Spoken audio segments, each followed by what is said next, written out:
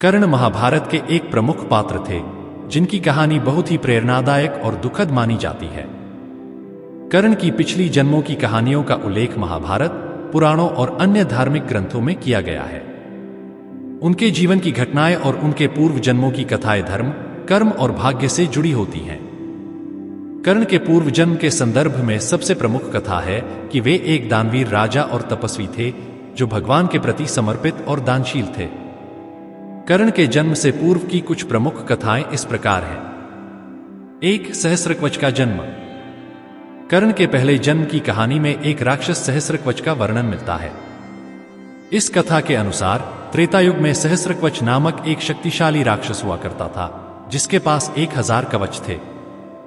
उसके पास इतनी शक्ति थी कि उसे हराना लगभग असंभव था। उसका वध केवल एक तपस्वी और ईश्वर के विशेष अवतार द्वारा ही किया जा सकता था। सहस्रकवच के अत्याचारों से त्रस्त होकर भगवान विष्णु और नर ने उसे समाप्त करने की योजना बनाई। भगवान विष्णु ने नर का रूप धारण किया और नरनारायण के रूप में सहस्रकवच का वध किया। इस कथा के अनुसार सहस्रकवच अगले जन्म में कर्ण के रूप में जन्मे। 2. दानवीर कर्ण की कथा। कर्ण का जीवन प्रारंभ से ही कष्टपूर्ण रहा। कर्ण का जन्म कुंती से हुआ था जिन्हें भगवान सूर्य ने वरदान दिया था कि वे किसी भी देवता से पुत्र प्राप्त कर सकती हैं। भगवान सूर्य से वरदान प्राप्त कर कुंती ने कर्ण को जन्म दिया, लेकिन समाज के डर से उन्होंने उसे त्याग दिया। कर्ण को एक सारथी अधिरथ और उसकी पत्नी राधा ने अपनाया और उन्हें पाला। इसलिए कर्ण को राधेय भी कहा जाता है। कर्ण ने अपने जीवन में हमेशा न्याय, धर्म और दान को महत्व दिया। उन्हें दानवीर कहा जाता था क्योंकि वे कभी भी किसी को निराश नहीं करते थे। इसीलिए कर्ण के जीवन में दान और वीरता का विशेष स्थान था। 3. भगवान परशुराम का शिष्यत्व। कर्ण ने भगवान परशुराम से शिक्षा प्राप्त की थी, जो कि एक महान ब्राह्मण और क्षत्रियों के शत्रु माने जाते थे। कर्ण ने परशुराम से ब्राह्मण बनकर शिक्षा प्राप्त की, क्योंकि परशुराम केवल ब्राह्मणों को ही शिक्षा देते थे। कर्ण ने उनसे शस्त्र विद्या और धनुर्विद्या में प्रवीणता हासिल की। लेकिन एक दिन जब परशुराम को कर्ण के वास्तविक क्षत्रिय होने का पता चला, तो उन्होंने कर्ण को श्राप दिया कि जब भी कर्ण को सबसे अधिक आवश्यकता होगी, तब वे अपनी सीखी हुई विद्याएं भूल जाएंगे। इस श्राप ने कर्ण के जीवन में महत्वपूर्ण भूमिका निभाई। 4. इंद्रदेव का छल। कर्ण की दानवीरता का लाभ उठाकर इंद्रदेव ने उनसे उनका कवच और कुंडल दान में ले लिए। यह कवच और कुंडल कर्ण को अद्भुत शक्ति प्रदान करते थे और इन्हें पहनने से कोई भी कर्ण को पराजित नहीं कर सकता था। लेकिन इंद्रदेव ने अर्जुन की रक्षा के लिए छल का सहारा लिया और भिक्षुक के वेश में आकर कर्ण से उनका कवच कुंडल मांग लिया। कर्ण ने बिना किसी द्वंद्व के उन्हें दान में दे दिया। इस घटना के बाद कर्ण की सुरक्षा कमजोर हो गई, लेकिन उनकी दानशीलता का प्रमाण समूचे संसार में फैल गया। 5. महाभारत के युद्ध में कर्ण की भूमिका। महाभारत के युद्ध में कर्ण की भूमिका बेहद महत्वपूर्ण थी। वे दुर्योधन के सबसे करीबी मित्र और सहयोगी थे। कर्ण ने अपनी मित्रता और निष्ठा को निभाने के लिए कौरवों का पक्ष लिया। हालांकि उन्हें जीवन भर पांडवों के प्रति एक अजीब सी कशमकश रही, क्योंकि वे स्वयं पांडवों के भाई थे। उन्हें इस बात का ज्ञान युद्ध के दौरान ही हुआ कि वे कुंती के पुत्र और पांडवों के बड़े भाई हैं। कर्ण ने अपने जीवन में हमेशा सत्य और धर्म का पालन किया, लेकिन वे अपने कर्मों और श्रापों के कारण जीवन भर संघर्ष करते रहे। उनके पूर्व जन्मों के कर्म और श्रापों का असर उनके वर्तमान जीवन पर भी पड़ा और अंततः महाभारत के युद्ध में उनकी मृत्यु हो गई। 6. कर्ण का मोक्ष और पूर्व जन्म की कहानियां। महाभारत की कथाओं में कर्ण की मृत्यु के बाद उनकी आत्मा का स्वर्गारोहण का भी वर्णन मिलता है। जब कर्ण की मृत्यु होती है तो उनके पुण्य कर्मों के कारण उन्हें स्वर्ग की प्राप्ति होती है। लेकिन जब कर्ण स्वर्ग में पहुंचते हैं तो उन्हें वहां केवल सोना और आभूषण मिलते हैं, भोजन नहीं मिलता। इस पर कर्ण ने देवताओं से इसका कारण पूछा तो उन्हें बताया गया कि उन्होंने अपने जीवन में केवल सोना और आभूषण ही दान किए थे, भोजन नहीं। इस पर कर्ण ने यमराज से अपने पिछले जन्मों में किए गए कार्यों और उनके प्रभावों को समझने की प्रार्थना की, जिससे उन्हें मोक्ष की प्राप्ति हो सके। यमराज ने उनकी प्रार्थना स्वीकार की और उन्हें अपने पूर्व जन्मों के कर्मों को पहचानने का अवसर दिया। कर्ण को अपने पूर्व जन्मों के बारे में तब पता चला कि वे कई जन्मों से एक तपस्वी और दानवीर के रूप में जीवन जी रहे थे, लेकिन उनके कुछ कर्मों के कारण उन्हें हर बार जन्म लेना पड़ा। 7 कर्ण की आत्मा का मोक्ष। कर्ण ने अपने जीवन में जो संघर्ष, त्याग और तप किया, उसके कारण उन्हें अंततः मोक्ष की प्राप्ति हुई। उनकी आत्मा ने अपने पूर्व जन्मों के सभी बंधनों को समाप्त कर दिया और ईश्वर के चरणों में स्थान प्राप्त किया। कर्ण के जीवन की यह कहानी यह सिखाती है कि चाहे जीवन में कितनी भी कठिनाइयां क्यों न हो, अपने धर्म और सत्य के मार्ग पर चलना ही सबसे बड़ा पुण्य होता है। निष्कर्ष। कर्ण के पूर्व जन्मों की कथाएं यह स्पष्ट करती हैं कि उनका जीवन उनके कर्मों और श्रापों से प्रभावित था। कर्ण का चरित्र हमें यह सिखाता है कि जीवन में सच्चाई, धर्म और दानशीलता का कितना महत्व है। कर्ण ने अपने जीवन में कई चुनौतियों का सामना किया, लेकिन उन्होंने कभी भी अपने सिद्धांतों से समझौता नहीं किया। उनके पूर्व जन्म की कथाएं यह बताती हैं कि हमारे जीवन में कर्म का प्रभाव कितना गहरा होता है और कैसे पूर्व जन्मों के कर्म वर्तमान जीवन को प्रभावित कर सकते हैं। कर्ण का जीवन उनके पूर्व जन्मों के साथ मिलकर हमें यह सिखाता है कि जीवन में हर परिस्थिति में हमें अपने धर्म और कर्तव्यों का पालन करना चाहिए। चाहे वह दान का कर्म हो, मित्रता निभाने का हो या फिर युद्ध में वीरता दिखाने का, कर्ण ने अपने हर कार्य में उच्चतम मानदंडों का पालन किया। उनकी दानशीलता, वीरता और कर्तव्यपरायणता ने उन्हें अमर बना दिया और उनके जीवन की कथा आज भी लोगों को प्रेरणा देती है। यह प्रश्न न केवल धार्मिक दृष्टिकोण से महत्वपूर्ण है, बल्कि मानव जीवन, आत्मा, कर्तव्य और न्याय के गहरे मुद्दों पर भी प्रकाश डालता है।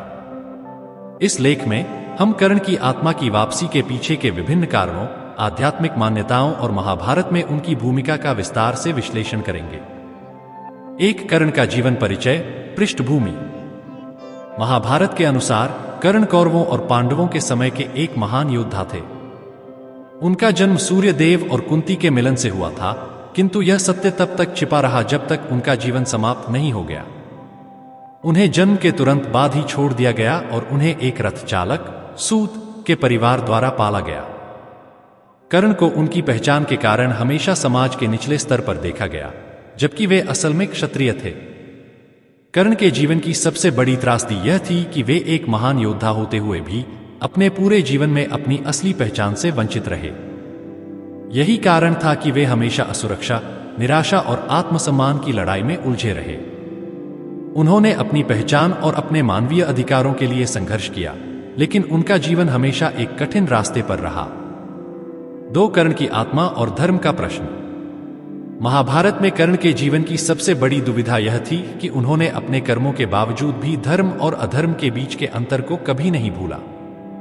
जब वे कौरवों के पक्ष में लड़े तो वे जानते थे कि वे अधर्म का समर्थन कर रहे हैं, लेकिन उन्होंने दुर्योधन को दिए अपने वचन के कारण यह मार्ग चुना। कर्ण की आत्मा की वापसी के प्रश्न का संबंध इसी द्वंद्व से है। उन्होंने अपने जीवन में कई अधर्म किए, जैसे अभिमन्यु को मारना और द्रौपदी का अपमान करना, किंतु उनके भीतर एक सच्चा और धार्मिक योद्धा भी था जो न्याय और सत्य के लिए संघर्ष करता रहा। यही कारण है कि उनकी आत्मा का प्रश्न इतना महत्वपूर्ण है, क्या उनकी आत्मा को मुक्ति मिली या नहीं। 3 कर्ण की आत्मा की वापसी, मृत्यु के बाद की स्थिति। महाभारत के युद्ध के अंत में कर्ण की मृत्यु अर्जुन के हाथों होती है। भगवान कृष्ण ने अर्जुन को बताया था कि कर्ण उनके भाई हैं, लेकिन अर्जुन ने इस तथ्य के बावजूद कर्ण को मारा। जब कर्ण की आत्मा मृत्यु के बाद यमलोक पहुंचती है, तब कई धार्मिक कथाओं के अनुसार भगवान कृष्ण ने उसे मोक्ष का वरदान दिया। मोक्ष का अर्थ है आत्मा की अंतिम मुक्ति, जहां आत्मा संसार के चक्र से मुक्त हो जाती है और परमात्मा में विलीन हो जाती है। कर्ण की आत्मा की वापसी इस प्रक्रिया का एक महत्वपूर्ण हिस्सा हो सकती है, क्योंकि उन्हें जीवन में कई गलतियों का पश्चाताप करना था। यद्यपि उन्होंने धर्म और अधर्म दोनों का समर्थन किया, उनकी आत्मा को अंततः मोक्ष प्राप्त हुआ। 4 धार्मिक और आध्यात्मिक दृष्टिकोण से आत्मा की वापसी। हिंदू धर्म के अनुसार आत्मा अमर होती है और यह जीवन मरण के चक्र से बंधी रहती है जब तक कि उसे मोक्ष नहीं मिलता। आत्मा की वापसी या पुनर्जन्म की धारणा इस विश्वास पर आधारित है कि जीव अपने कर्मों के आधार पर अगले जन्म में प्रवेश करता है। कर्ण की आत्मा की वापसी को इस संदर्भ में देखा जा सकता है कि उनकी आत्मा को उनके कर्मों के अनुसार अगले जन्म के लिए भेजा गया हो। हालांकि महाभारत की कुछ कहानियों में यह बताया गया है कि भगवान कृष्ण ने कर्ण को मोक्ष का वरदान दिया, जिससे उनकी आत्मा को संसार के चक्र से मुक्ति मिली। इसका अर्थ यह हुआ कि उनकी आत्मा को वापस लौटने की आवश्यकता नहीं पड़ी और उन्होंने परमात्मा में विलय किया। 5 कर्ण का पश्चाताप और आत्मा की शुद्धि। कर्ण के जीवन में कई अवसर आए जब उन्होंने अपने कर्मों के लिए पश्चाताप किया। जब उन्हें पता चला कि वे पांडवों के बड़े भाई हैं, तो उनके मन में बहुत पीड़ा हुई। उन्होंने अपनी मां कुंती से वादा किया कि वे पांडवों को नहीं मारेंगे, लेकिन वे दुर्योधन के प्रति अपनी वफादारी भी नहीं तोड़ सकते थे। इस प्रकार कर्ण के जीवन में हमेशा एक नैतिक द्वंद्व रहा। कर्ण की आत्मा की वापसी का विचार उनके इस द्वंद्व से भी जुड़ा है। एक ओर उन्होंने धर्म का पालन किया और अपने वादों को निभाया, जबकि दूसरी ओर उन्होंने अधर्म का समर्थन किया। इस द्वंद्व के कारण उनकी आत्मा की शुद्धि की आवश्यकता थी। यह शुद्धि ही उनकी आत्मा को मोक्ष की ओर ले गई। 6 महाभारत के संदर्भ में कर्ण की आत्मा की वापसी। महाभारत एक धार्मिक और दार्शनिक ग्रंथ है जिसमें आत्मा, कर्म, धर्म और मोक्ष जैसे गहन मुद्दों पर विचार किया गया है। कर्ण की आत्मा की वापसी का प्रश्न महाभारत के अन्य पात्रों से भी जुड़ा हुआ है, जैसे अर्जुन, भीष्म और युधिष्ठिर। सभी पात्रों का जीवन और कर्म इस बात पर निर्भर करता है कि उनकी आत्मा को मोक्ष मिलेगा या नहीं। कर्ण की आत्मा की वापसी का मुद्दा महाभारत के इस दार्शनिक विचार से भी जुड़ा है कि धर्म और अधर्म के बीच का अंतर बहुत पतला होता है।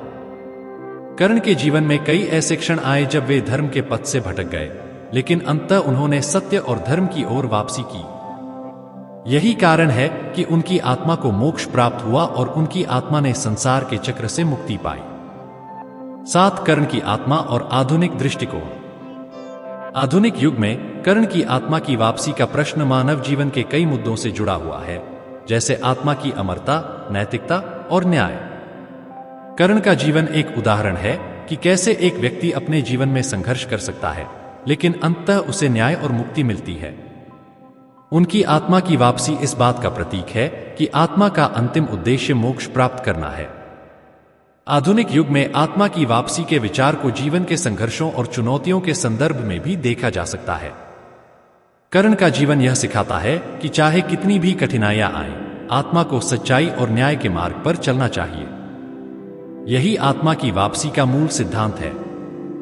8 कर्ण की आत्मा और कृष्ण का निर्णय। भगवान कृष्ण ने कर्ण को अंत में मोक्ष का वरदान दिया। यह वरदान केवल उनके योद्धा होने के कारण नहीं था, बल्कि उनके जीवन के संघर्ष और उनके आंतरिक सत्य के कारण था। कृष्ण ने कर्ण की आत्मा को इस दुनिया के बंधनों से मुक्त किया, क्योंकि वे जानते थे कि कर्ण का जीवन एक महान योद्धा और सच्चे इंसान का प्रतीक है, जिसने अपने कर्तव्यों और वादों को निभाने के लिए सब कुछ बलिदान कर दिया। कर्ण की आत्मा की वापसी इस बात का प्रतीक है कि चाहे एक व्यक्ति कितनी भी गलतियां करे, यदि उसके भीतर सच्चाई और न्याय की भावना है, तो उसे अंततः मुक्ति मिलती है। कृष्ण ने कर्ण की आत्मा को मोक्ष प्रदान करके इस सत्य को सिद्ध किया। निष्कर्ष, कर्ण की आत्मा की वापसी का महत्व। कर्ण की आत्मा की वापसी न केवल एक धार्मिक और आध्यात्मिक प्रश्न है, बल्कि यह एक दार्शनिक विचार भी है जो मानव जीवन, न्याय और नैतिकता के मुद्दों से जुड़ा हुआ है।